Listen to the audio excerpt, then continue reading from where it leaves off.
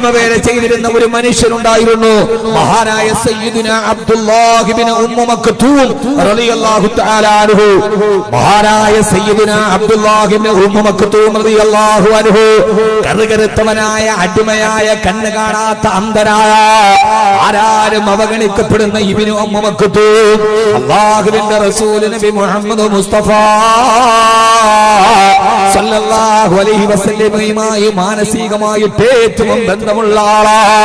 ഒരിക്കലെ ഹബീബായ നബി സല്ലല്ലാഹു അലൈഹി വസല്ലമ ഖുറൈശി ഗോത്രത്തലവന്മാരുമായി ഇസ്ലാമുമായി പ്രാഥമിക ചർച്ച നടത്തവേ ഖുറൈശി പ്രമാണികൾ പറഞ്ഞു, മുഹമ്മദ് സല്ലല്ലാഹു അലൈഹി വസല്ലം, മുഹമ്മദ് സല്ലല്ലാഹു അലൈഹി വസല്ലം നിന്റെ കൂടെയുള്ള അധകൃതരായ ദളിതരായ പാവപ്പെട്ടവരായ ആളുകളാ, അവരുമായിട്ട് വേദി പങ്കിടാൻ, അധകൃതരായ ദളിതരായ ആളുകളുമായി വേദി പങ്കിടാൻ ഞങ്ങളുടെ വർണ്ണബോധം ഞങ്ങളെ സമ്മതിക്കില്ല.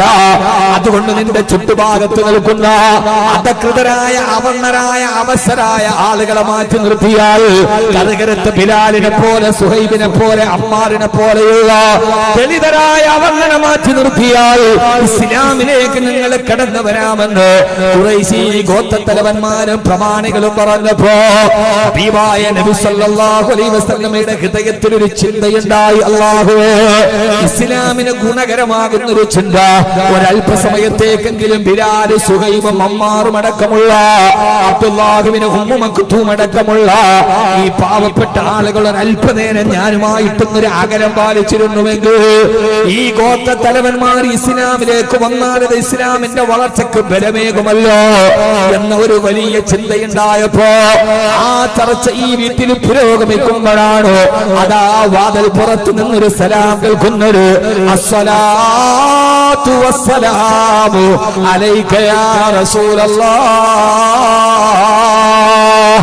ഹബീബായ നബി സല്ലല്ലാഹു അലൈഹി വസല്ലം നോക്കുമ്പോ വാതിൽപ്പടിയിലെ അബ്ദുല്ലാഹ് ഇബ്നു ഉമ്മു മക്തൂം റളിയല്ലാഹു അൻഹു, അന്ധനായ പാവപ്പെട്ടവനായ കറുകറുത്തവനായ അബ്ദുല്ലാഹ് ഇബ്നു ഉമ്മു മക്തൂം ആരെയാണോ മാറ്റി നിർത്തണമെന്ന് ഖുറൈശികൾ ആവശ്യപ്പെട്ടത് അതേ മനുഷ്യൻ തന്നെ ആ സദസ്സിലോട്ട് കടന്നു വന്നപ്പോ സ്വാഭാവികമായി അബ്ദുല്ലാഹ് ഇബ്നു ഉമ്മു മക്തൂം റളിയല്ലാഹു അൻഹുവിനെ വാതിൽപ്പടിയിൽ കണ്ടപ്പോ ഹബീബായ നബി സല്ലല്ലാഹു അലൈഹി വസല്ലമയുടെ മുഖം ഒന്ന് ചുളിഞ്ഞു പോയി. അത്രേ എന്ന ഒരു അർത്ഥഭാവത്തിൽ എന്തിനാണ് ഉമ്മു മക്തൂം ഇപ്പടി സദസ്സിലേക്ക് വന്നത്?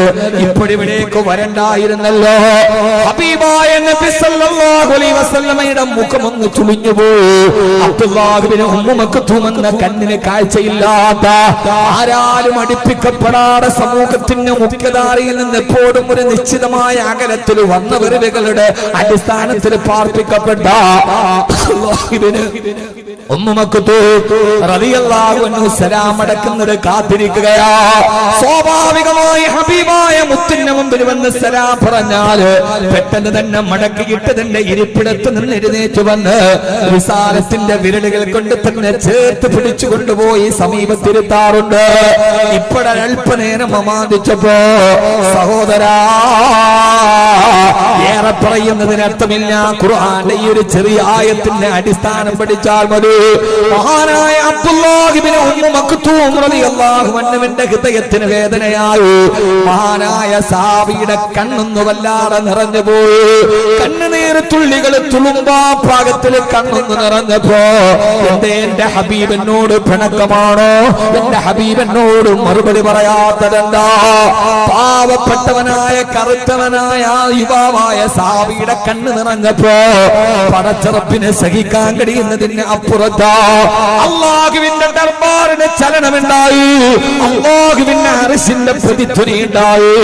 അതാ മക്ക ഖുറൈശികളുടെ പ്രാമാണികതയുടെ നടുവിലെ ചിന്താധീരനായിരിക്കുന്ന ഹബീബായ നബി സല്ലല്ലാഹു അലൈഹി വസല്ലമയുടെ നെറ്റിത്തടത്തിൽ വിയർപ്പ് കണങ്ങൾ ഒരുമിച്ച് കൂടാൻ തുടങ്ങി. അതാ ഗഗനലോകത്ത് നിന്ന് ദിവ്യബോധനത്തിന്റെ വെളിപാടുമായി റൂഹുൽ അമീൻ മലക്ക് ജിബ്രീൽ അലൈഹിസ്സലാത്തു വസ്സലാം സലാമാഗതനാവുകയാ. ഈ ചരിത്രം പലവരും നിങ്ങൾ കേട്ടിട്ടുണ്ടാവാം. പക്ഷെ ഒന്നുകൂടി ഞാൻ തിരിച്ചു പറയുകയാ. ഹബീബായ നബി തങ്ങൾക്ക് അല്ലാഹുവിന്റെ ഖുർആന്റെ ആയത്തിറങ്ങി. വാതിൽപ്പടിയിൽ ഒരു കണ്ണ് കാണാത്ത പാവപ്പെട്ടവന്റെ കൽബൊന്ന് പിടഞ്ഞപ്പോ, കണ്ണൊന്ന് നിറഞ്ഞപ്പോ, ആകാശ ലോകത്ത് നിന്ന് വഹീന്റെ നാദം ഇറങ്ങി. നബിയേ അബസ വതവല്ല, അബസ വതവല്ല അൻ ജാഅഹുൽ അഅമാ വമാ യുദ്രീക ലഅല്ലഹു യസ്സക്കാ.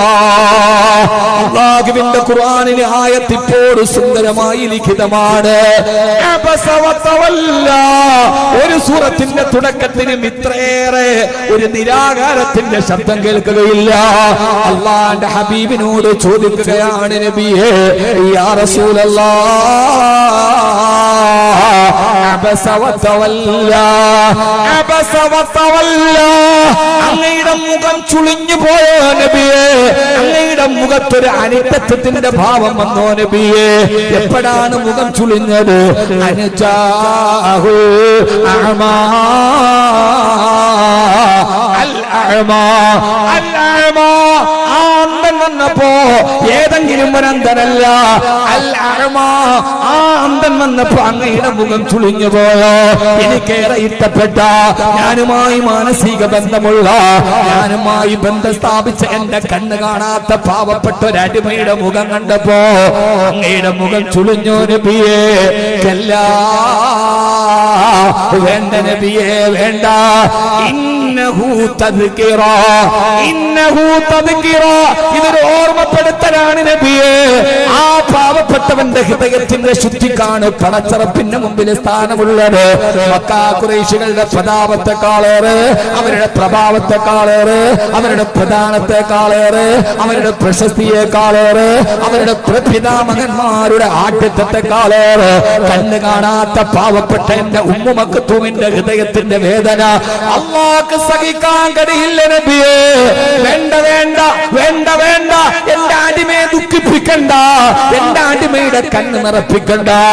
ഒരു കേവലം ഒരു കണ്ണ് കാണാത്ത അടിമക്ക് വേണ്ടി അല്ലാഹു പറയുന്നത് ആരോടാണ്? അലാ വഅന ഹബീബുല്ലാഹ്, ഞാൻ എന്റെ റബ്ബിന്റെ ഹബീബാണെന്ന് സ്വയം പരിചയപ്പെടുത്തിയ, അല്ലാഹുവിന് ഏറ്റവും ഇഷ്ടപ്പെട്ട ഈ ഭൂലോകത്തെ സൃഷ്ടിക്കാൻ കാരണഭൂതരായ ഹബീബായ നബി സല്ലല്ലാഹു അലൈഹി വസല്ലമയോടാണ് പറയുന്നത്, എന്റെ അടിമയുടെ കണ്ണ് മുറയിപ്പിക്കരുത്, എന്റെ അടിമയുടെ ഹൃദയം വേദനിപ്പിക്കരുത്. എനിക്കത് സഹിക്കാൻ കഴിയുന്നതിന് അപ്പുറത്തേക്കാ. എന്റെ പ്രിയപ്പെട്ട സഹോദരാ, എത്ര നാളായി പടച്ചറപ്പിന്റെ അടിമയായി ജീവിച്ചിട്ട് അന്ധനായ കറുകറുത്തനായ ഒരു മനുഷ്യന് വേണ്ടിയല്ലേ ഖുർആന്റെ ആയത്തിറങ്ങിയത്? നമ്മുടെ കണ്ണിന് കാഴ്ചയുണ്ടല്ലോ, നമ്മുടെ കൈക്ക് ബലമുണ്ടല്ലോ, നമ്മുടെ കാലിന് ആരോഗ്യമുണ്ടല്ലോ, നമ്മുടെ ഹൃദയത്തിന് തുടിപൊട്ടുന്ന സ്പന്ദനമുണ്ടല്ലോ. എന്നിട്ടും അല്ലാഹുവിന്റെ അടുക്കൽ നിന്ന് നമ്മുടെ കണ്ണ് നിറഞ്ഞപ്പോ പടച്ചറപ്പിനെ സ്വാധീനിക്കാൻ നമുക്ക് കഴിഞ്ഞിട്ടുണ്ടോ? എന്നെ കേൾക്കാനത്തെ പ്രിയപ്പെട്ട എന്റെ പെങ്ങളോട് സംഘാടകര് പറഞ്ഞത് 4000 ചെയറുകളാണ് സ്ത്രീകൾക്ക് വേണ്ടി സജ്ജീകരിച്ചതല്ല. 4000-ഓടല്ല, ഈ 4000-ൽ നിന്ന് 4 സ്ത്രീകളുടെ ഹൃദയത്തിൽ ഇത് പതിഞ്ഞു പോയാൽ പെങ്ങളെ നിസ്കാരപ്പായ കരി നല്ലാടെ കരഞ്ഞു കുതിർന്നിട്ടില്ലേ? എത്രയോ പ്രാവശ്യമാണ് പടച്ചറപ്പിന്റെ മുമ്പിൽ പൊട്ടിക്കരഞ്ഞതിന്റെ വിശേഷങ്ങൾ പറഞ്ഞത്. അല്ലാഹുവേ, കടമാണ് റബ്ബേ, രോഗമാണ് റബ്ബേ, പ്രയാസമാണ് റബ്ബേ. നൊന്ത് പ്രസവിച്ച എന്റെ മക്കൾ എന്റെ ജീവിതത്തിന് അസ്വസ്ഥതയാകുന്നു റഹ്മാനെ. എന്റെ മക്കൾ ഇങ്ങനെ പോയാൽ ഇനി എന്റെ അവസ്ഥയുണ്ട്. കടബാധ്യതകളെ തലയിൽ കയറുന്നു റബ്ബേ, മാറാ രോഗങ്ങൾ പിടിപെടുന്നു റബ്ബേ. പടച്ചവനെ, നീ അല്ലാതെ എനിക്കൊരു അഭയസ്ഥാനമില്ല. ലാ മൽജഅ വലാ മൻജഅ മിൻക ഇല്ലാ ഇലൈക. നീ അല്ലാതെ ഒരു മടക്കമില്ല റബ്ബേ, നീ അല്ലാതെ ഒരു ഒടുക്കമില്ല റബ്ബേ. ഈ പാവപ്പെട്ടവരുടെ കണ്ണുനീരൊന്ന് കാണുമോ? പള്ളിയുടെ മുസല്ലയിൽ എത്ര കണ്ണുനീരാണ് നമ്മുടെ വീണത്. പക്ഷേ ഇതേവരെ പടച്ചറപ്പിനടുക്കൽ നിന്ന് എന്റെ അടിമയെ നീ പേടിക്കണ്ട, ഞാനുണ്ട് നിന്റെ കൂടെ എന്ന് പറയാൻ ഏകനായ റബ്ബുമായിട്ടൊരു ബന്ധം സ്ഥാപിക്കാൻ ഇതേവരെ നമ്മുടെ ഇബാദത്തുകൾക്ക് കഴിഞ്ഞിട്ടില്ലല്ലോ, നമ്മുടെ അദ്കാറുകൾക്ക് കഴിഞ്ഞിട്ടില്ലല്ലോ, നമ്മുടെ തഹ്ലീലുകൾക്ക് കഴിഞ്ഞിട്ടില്ലല്ലോ, നമ്മുടെ തക്ബീറുകൾക്ക് കഴിഞ്ഞിട്ടില്ലല്ലോ. പക്ഷേ ഏകനായ റബ്ബുമായി ബന്ധം സ്ഥാപിക്കാൻ ഒരു പാവപ്പെട്ട മനുഷ്യന് കഴിഞ്ഞിട്ടുണ്ടെങ്കിൽ നമുക്കും അത് കഴിയേണ്ടതല്ലേ? ആ ഒരു ബന്ധത്തിലേക്ക് അല്ലാഹു നമ്മളെ കൊണ്ടുപോകുമാറാകട്ടെ. ആ രീതി നമ്മുടെ ഹൃദയത്തെ സ്ഫുടം ചെയ്യാൻ അല്ലാഹുവേ, അല്ലാഹുവേ നീ ഞങ്ങൾക്ക് തൗഫീഖ് നൽകണേ അല്ലാഹ്. എന്റെ പ്രിയപ്പെട്ട സഹോദരിമാരോട്